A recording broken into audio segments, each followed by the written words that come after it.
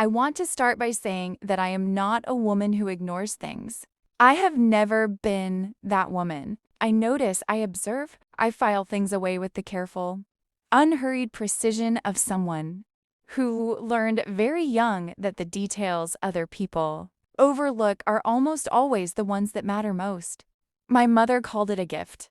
My first boyfriend called it exhausting. My husband called it one of the things he loved most about me. He said this often enough that I believed him. I am telling you this because I need you to understand that what happened was not the result of naivety or blind love or the particular willful ignorance that people sometimes choose when the alternative is too painful.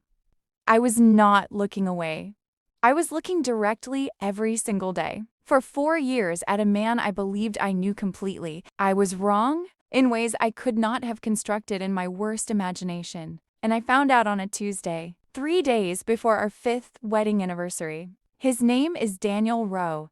We met at a work conference in the spring of 2019, the kind of conference where everyone is slightly too well-dressed, slightly too tired, and the coffee is never quite hot enough. He was presenting on supply chain logistics. I was there representing my company's partnership division. We ended up at the same table at the networking dinner, and he made me laugh twice in the first 10 minutes, which is not something that happens to me as Lear often. We were engaged within 18 months, married the following October, in a small ceremony with 60 people and a garden full of late-season roses and a cake that was too sweet but which we ate anyway, standing in the kitchen at midnight after everyone had gone home, laughing about nothing in particular.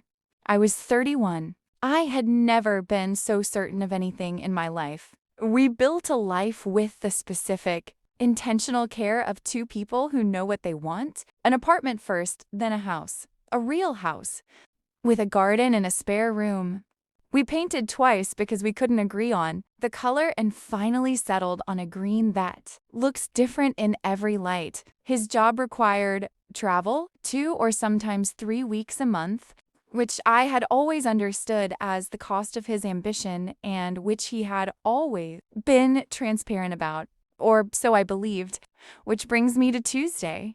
It started with a phone call I was not supposed to receive. Daniel's phone had been left at home, unusual for him.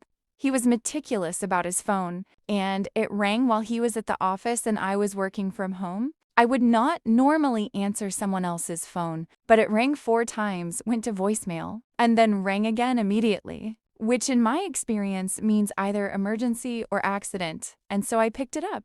The woman on the other end said, "Daniel, I need you to call me back. The school called and Noah has a fever and I can't reach anyone and please call me back." I said, "Hello?" A silence. Then, "Who is this?" I said, "This is Sarah, Daniel's wife." "Who is this?" The silence that followed was not a short one. It was the silence of a person rearranging their entire understanding of a situation in real time, which I recognized because I was doing exactly the same thing on my end. She said very quietly, "His wife." Not a question, a statement, with a flatness in it that told me she was not confused, not challenging me. She was simply absorbing something that had just broken through a wall she hadn't known existed. I said, "Yes." She said, "My name is Claire. I've been with Daniel for 6 years. We have a 4-year-old son." I want to tell you that I reacted with composure, that I was calm and measured and handled the next 60 seconds with the dignity of a woman in control of herself. I cannot tell you that. What I can tell you is that I sat down on the kitchen floor, slowly, not dramatically, just the way your legs decide things before your mind catches up. And I held the phone to my ear, and I listened to a woman named Claire tell me, in a voice that was remarkably steady for what it was doing, that she had been living with my husband in an apartment 40 minutes from our house for 6 years, that they had a child named Noah. I was currently running a fever at his preschool, and that she had no idea I existed. No idea, she said. He told me he was divorced. Divorced. I looked around my kitchen At the coffee mug he had used that morning, still on the counter. At the photograph on the refrigerator, as on our honeymoon in front of the sea, his arm around me, both of us squinting into the sun. At the calendar on the wall with Saturday circled in red marker and the words anniversary dinner written in his handwriting. I said, "He told me he traveled for work." "He does travel," she said. "He's away 2 or 3 weeks a month." "Yes," I said. Another silence. 2 women in 2 kitchens, 40 minutes apart, doing the mathematics of the same lie simultaneously. "The weeks he wasn't with me," I said slowly. "He was with me," she said. I called my sister first, not because she was the obvious choice. We are close, but not immediately close. The kind of sisters whose intimacy lives in the long term rather than the daily. But because she is the person in my life who has never once told me what I wanted to hear instead of what was true. I told her what had happened. There was a silence on her end. Not of shock, but of someone carefully choosing how to respond. She said, "Where are you right now?" I said, "Kitchen floor." She said, "Stay there. I'm coming." While I waited for her, I did what I imagine most people would do in my situation, which is to say I went looking for proof of what I already knew, not because I doubted Claire. Her voice had carried the specific weight of a woman telling the truth about something she wished were a lie, but because the mind, when given something too large to hold, reaches for the concrete, for the tangible, for evidence that can be touched. I went to Daniel's home office. I had been in it 1,000 times. I sat at his desk, which was organized with the same meticulous care he applied to everything in his visible life, and I opened the bottom drawer. Beneath a folder of financial documents, our financial documents, the ones I recognized was a second folder, a different set entirely, a lease agreement, an apartment on Greenway Place, his name on it, Claire's name on it, a photograph, paper clipped to the inside cover, of Daniel holding a small boy with dark hair and Daniel's eyes, both of them laughing at something outside the frame. I looked at the photograph for a long time, at the boy who was my husband's son, and my husband's face relaxed, unguarded, laughing in a way that I recognized because I had seen it on our honeymoon in front of the sea.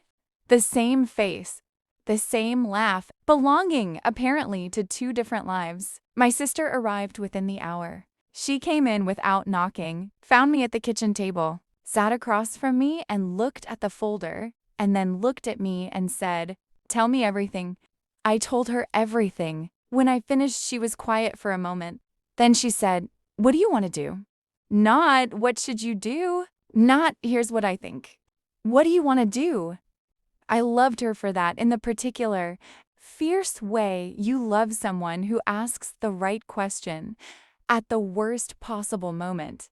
I said, "I want to know how long, and I want to know if he was ever, if any of it was." The question was too large to finish. She understood anyway. She always does. Daniel came home at 6:30. He came in through the back door, the way he always did, calling my name the way he always did, setting his keys on the counter the way he always did. I was sitting at the kitchen table with the folder in front of me. He saw me. He saw the folder, and in the half second before he could arrange his face, I saw something pass through it that I will not forget. Not guilt, I had expected guilt. Something more complicated than guilt. Something that looked, briefly, like relief.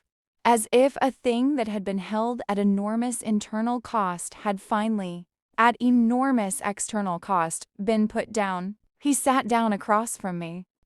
He did not speak first. I said, "Claire called." He closed his eyes. I said, 4-year-old son. 6 years. 40 minutes from this house. He opened his eyes. He looked at me with an expression. I did not know how to read an expression. I had never seen on this face that I believed I knew completely. And he said, "I'm sorry, Sarah." I said, "I need you to tell me one true thing. Right now, one thing that was real." A long silence. "You were real," he said. "You were always real." "Then why?" I said. He was quiet for a very long time, And then he told me something that I have spent the months since trying to understand and have only partially succeeded. He said that it had not begun as a plan, that he had met Claire a year before he met me, that they had a complicated history, a pregnancy that had ended, a relationship that had broken down 3 months into our engagement, and had never been able to stop living inside. I looked at him across the table, at the man I had married, and the man who had stood in a garden full of late-season roses and said words that I had believed were entirely true. I said, "So you decided we didn't have to know what we were losing?" I said, "That was not your decision to make." He left that night. He packed a bag with the same meticulous care with which he packed for every business trip, and he walked out the back door the way he always did. I called Claire the following morning. This is the part of the story that surprises people the most. That the two of us spoke again. That we were, if not kind to each other, who share a wound and who are tired of being told what it is and what it is not. She told me about Noah. I listened. I told her about the anniversary dinner reservation, still circled in red on my calendar. She said nothing for a moment and then said, "He made a reservation here too. Different restaurant. Same night. 2 dinners. 2 anniversaries. 1 man. We did not become friends." That is not the shape the story takes, and I want to be honest with you rather than give you something neater than the truth. But we became something. 2 women who had been handed the same lie and who had decided, independently and then together, that the lie was not the end of either of their stories. She kept the apartment. She has Noah. She is figuring out what comes next. I kept the house, the green room that looks different in every light, the garden. The divorce was filed in January. I live alone in a house that is entirely mine in a way it never quite was before, which is a strange kind of freedom, not the freedom you would choose. The spare room is still green. I never did decide what it should be used for. I am asked sometimes whether I saw the signs, details I filed away and chose not to examine, and I answer honestly, no. There were no signs. He was meticulous. He was careful. He maintained 2 complete lives with the kind of thoroughness that, but here is the thing I have come to understand. In the months of quiet that followed the noise, the question is not whether I should have seen it. The question is what I do now that I have, and what I have been doing. Slowly, imperfectly, one ordinary day at a time is live. Not the life I planned. Not the life I believed was mine 5 years ago in a garden full of late-season roses. A different life, one that is entirely my own. One where I am the only person who decides what is true about it. That is not nothing. Some days it feels like everything. I still notice things. I always will. But now what I notice, most mornings when I come downstairs and make coffee in my own kitchen, in my own quiet house, is this. The light is different at every hour. The garden is growing on its own terms. The world outside the window is moving indifferently and beautifully, and I am in it. I am in it. That is enough. That, for now, is everything.